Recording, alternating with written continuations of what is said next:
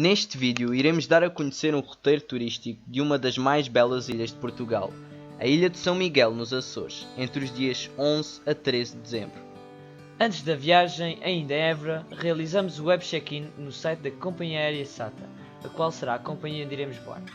Começamos a viagem na rodoviária de Évora às 6 horas da manhã, onde apanhamos o autocarro número 84, segundo viagem para Sete Rios em Lisboa, com chegada prevista para as 7h45. Após a chegada, atravessamos a rua seguindo para o metro. Aí, compramos 2 bilhetes e seguimos pela linha azul em direção a Santa Apolónia, saindo de São Sebastião, onde mudamos para a linha vermelha, seguindo na direção ao aeroporto. A viagem demora cerca de 15 a 20 minutos, estando a chegada ao aeroporto da Portela prevista para as 8h20. Aí, e uma vez que o check-in já foi realizado, vai-se entregar as malas e seguir para o avião, o qual descola às 9h20 com chegada prevista ao aeroporto de João Paulo II, em Ponta Delgada, São Miguel, para as 10h45. À chegada, após apanharmos as malas, dirigimos-nos para a Rental Cars, uma empresa de aluguer de carros, facilitando assim a questão dos transportes para o fim de semana. Após alugarmos o carro pretendido, o qual se encontra com o depósito cheio, tomamos a primeira refeição tipicamente açoriana. Uma sinfonia de queijo da ilha, com chutney de capucho, bolo lévedo e bolo sertã por 4,5€ e 2 refrigerantes por 2€, no restaurante Rotas da Ilha Verde, o qual se encontra apenas a 9 minutos do aeroporto. Após o pequeno lanche da manhã, seguimos para a Avenida Roberto Ivães, onde estacionamos o carro. Aí, seguimos a pé para a Igreja de São José, onde começamos o seguimento da viagem referente ao turismo cultural, entrando em contacto com a história, monumentalidade e manifestações culturais locais. Esta igreja, a qual integrava um antigo convento franciscano, adaptado ao hospital em meados do século XIX, com a denominação de Nossa Senhora da Conceição, foi construída na primeira metade do século XVI, sendo caracterizada pelo seu mobiliário barroco. Depois, seguimos para o Forte São Brás, o qual se encontra ao fundo dessa mesma rua, o qual foi mandado construir no século XVI para defesa contra ataques de corsários e piratas, constituindo a mais importante fortificação de todo o conjunto de fortes da cidade, estrategicamente localizado a poente da estreita língua de terra que deu nome à Ponta Delgada. Depois, voltamos para o carro e dirigimos-nos para a Praça Gonçalo Velho, no centro da cidade, onde podemos observar edifícios tipicamente açorianos e as famosas Portas da Cidade, representantes da cidade de Ponta Delgada, as quais foram edificadas no século XVIII. Constituídas por 3 arcos, ostentando no meio o brasão das armas reais e da cidade, estas portas são assim o cartão de visita da cidade. Ainda perto dessa praça, podemos entrar e observar na magnífica igreja matriz de São Sebastião, pertencente primeiramente ao gótico tardio, onde a fachada principal, de estilo manuelino, destaca-se pelas armas reais e pelo escudo com as setas do martírio de São Sebastião.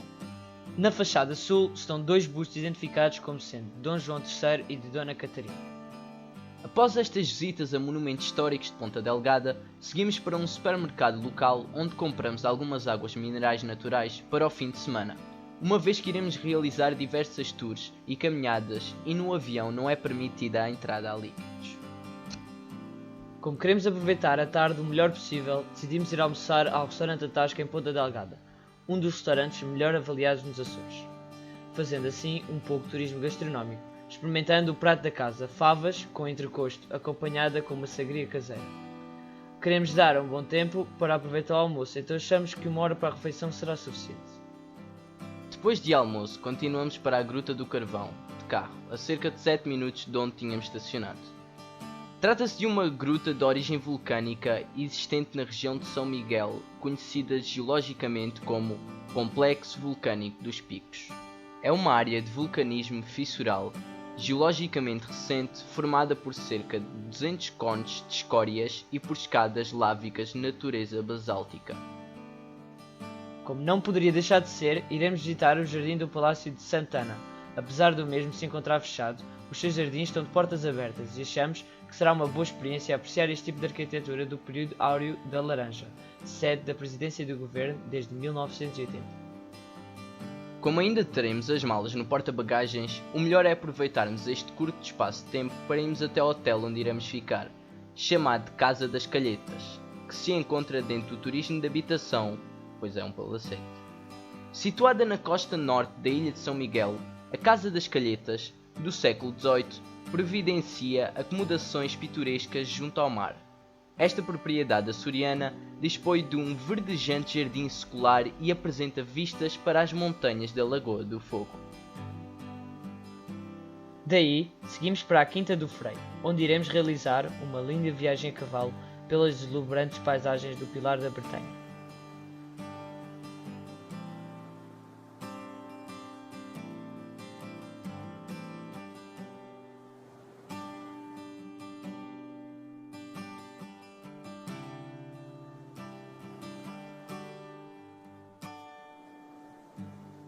Passadas 2 horas, voltamos novamente para a Quinta e seguimos a nossa viagem. Agora, até ao Areal de Santa Bárbara, onde iremos aproveitar para descansar um pouco, apreciando as belezas balneares dos Açores. Passados cerca de 1 hora, como já se aproxima da hora de jantar, iremos comer cataplanas, típica comida açoriana, no restaurante O Pescador, um dos melhores, se não o melhor, restaurante em rabo de peixe. Com um dia tão longo, regressamos à Casa das Calhetas, uma vez que achamos que devemos dar o devido lugar a uma boa noite de sono, reservando energias para o dia seguinte, de modo a podermos continuar a explorar esta magnífica ilha.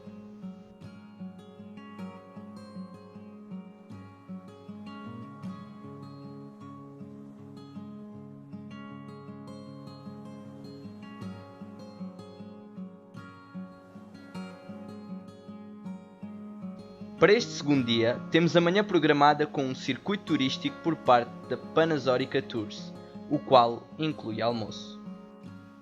Acordamos por volta das 7h30 para prepararmos tudo e tomar o pequeno almoço, o qual está incluído na dormida.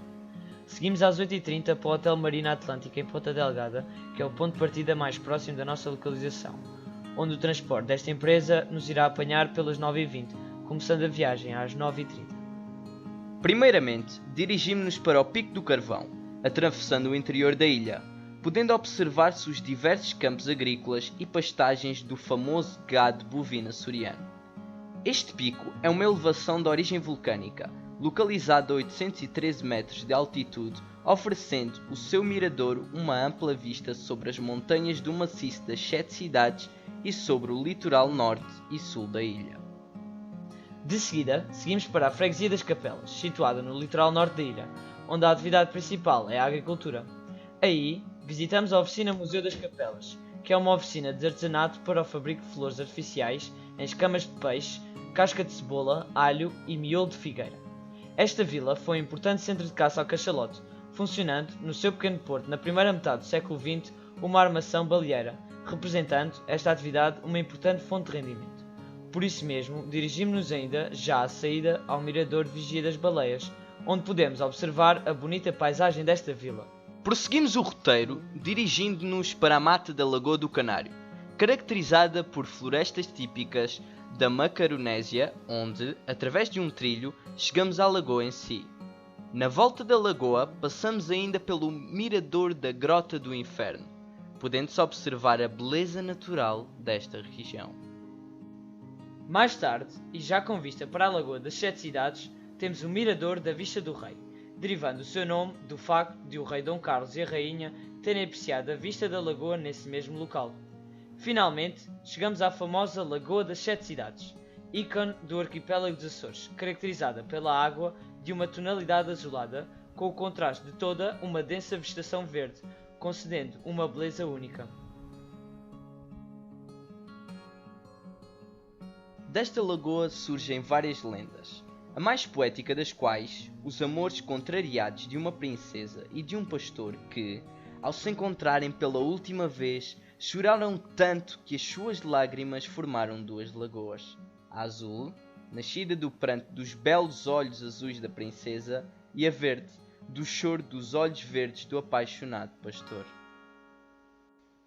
Ainda nesta zona, descemos à Freguesia das 7 Cidades, localizada junto à margem da lagoa, onde visitamos a igreja de São Nicolau, construída no século XIX, de gosto romântico e revivalista, respeitando a traçada tradicional. Por fim, e ainda antes de almoço, fazemos uma rápida viagem a Mosteiros, uma freguesia piscatória situada na ponta ocidental da ilha, onde se encontram as Poças Sul ou Poço da Pedra de Mosteiros, que são piscinas naturais, constituindo uma zona balnear muito agradável, com boas infraestruturas de apoio, tendo bandeira azul, segurança ou vigilância e bar, podendo-se assim desfrutar de um pouco de turismo fluvial. Após esta visita, regressamos à freguesia das Capelas para o almoço, o qual vai ser servido num solar, e o prato principal é feito à base de receitas antigas em posse de famílias tradicionais portuguesas. Ainda com algum tempo, visitamos a igreja de Nossa Senhora da Apresentação, edificada no século XVI. Após esta rápida visita, regressamos a Ponta Delgada para visitar a plantação de ananases Dr. Augusto Arruda, que foi fundada em 1919, sendo uma das principais produções desta cultura típica dos Açores. Aí, podemos participar em provas de ananases e comprar sumos frescos, compotas e outros produtos da plantação. É de referir que todas estas plantações se encontram dentro de estufas, onde as temperaturas rondam, no início da sua pontuação, os 38 graus, sendo depois mudados para uma estufa diferente com temperaturas não muito inferiores.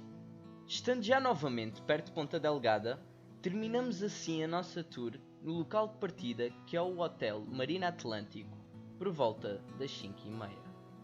No hotel, pegamos no carro e fazemos uma viagem de cerca de 30 minutos até à fábrica de chá Gorriana, localizada perto de São Brás, entre Ribeira Grande e Lombo da Maia, onde se produz o chá mais antigo da Europa, produzido ininterruptamente desde 1883, ao longo de 5 gerações, tendo sido introduzido na ilha ainda no século XVIII, pelas naus provenientes da Índia.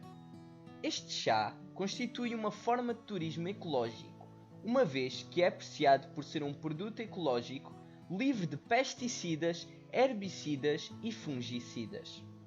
Visitamos também toda a maquinaria para a secagem e seleção do chá. As folhas secas a passarem pelas mãos das trabalhadoras para uma seleção ainda mais exaustiva. E provamos os diversos chás que aqui são produzidos, como o chá preto, mais estimulante, e o chá verde, mais relaxante. Após aproximadamente 1h30 de visita, pelas 7h30 da tarde, seguimos para o restaurante do Silva, situado na Ribeira Grande, onde comemos um polvo assado e bebemos um meio tinto Terras Lava, que é um vinho regional dos Açores, para jantar. Acabado o jantar, mais ou menos pelas 20h30, regressamos a Calhetas, onde, após um pequeno passeio pela zona, regressamos para o Palacete para uma boa noite de sono. Iniciamos o terceiro e último dia bem cedo, às 6h30, e, após o pequeno almoço e a preparação para o dia, seguimos, pelas 7h30, para o nordeste da ilha, mais concretamente para a zona do Pico da Vara, para realizarmos uma caminhada. Esta caminhada terá uma duração de 3 horas, começando às 8h30 e acabando às 11h30. Tem uma extensão de 7 km e é de caráter circular, permitindo, à chegada, retomar para o carro, que ficará estacionado no início do percurso. Este trilho começa na Algarvia, uma freguesia desta zona da ilha, e termina no Pico da Vara, que é o ponto mais alto da ilha de São Miguel, com 1105 metros de altitude. Este trilho era utilizado pelos antigos para aceder ao mato, onde faziam produção de carvão e o maneio de gado. O percurso inicia-se num caminho que se localiza dentro de uma mata e, a um certo ponto do mesmo, até se passa por uma marca que indica o local onde caiu um avião francês em 1949. Após o regresso ao carro e, já que nos encontramos no interior da ilha, seguimos diretos, através de uma curta viagem de 26 minutos, para a freguesia das Furnas, onde iniciamos uma segunda tour, agora de meio-dia, na São Miguel Tours. Esta tour começa com um cozido nas furnas no Tony's Restaurante, como almoço, estando este incluído no preço. O cozido das Furnas é preparado em caldeiras vulcânicas, tendo um sabor único e inesquecível. É lentamente cozinhado em panelas enterradas no solo, aproveitando o calor proveniente da atividade vulcânica. Este cozido de carnes é servido com repolho branco, batata branca, batata doce, inhame, cenoura, couve verde, carnes de vaca, porco, orelhas, chispe, entremeada, carne de frango, enchidos de morcela preta regional e chouriço típico picante. O cozido é deixado na caldeira por mais ou menos 6 horas. Após o almoço, pela 1 da tarde, e uma vez que esta tour é constituída por diversos guias, os quais levam as pessoas para os diferentes sítios que esta tour inclui, dando assim a opção de escolha, tanto quanto a horários como aos diferentes locais, seguimos para a Caldeira das Furnas, onde se faz o cozido, onde se encontram as conhecidas águas termais, piscinas térmicas e as caldeiras em ebulição com geysers de água fervente e pequenas fontes, de onde saem águas minerais. Depois, subimos para o Vulcão das Furnas, que é um dos 3 vulcões centrais ativos na ilha, onde visitamos o Mirador do Pico do Ferro, o qual proporciona uma fantástica vista sobre a bonita Lagoa das Furnas, a qual, tal como a das 7 cidades, se encontra rodeada de vegetação, tendo uma grande riqueza de fauna e flora, e sobre o Vale das Furnas.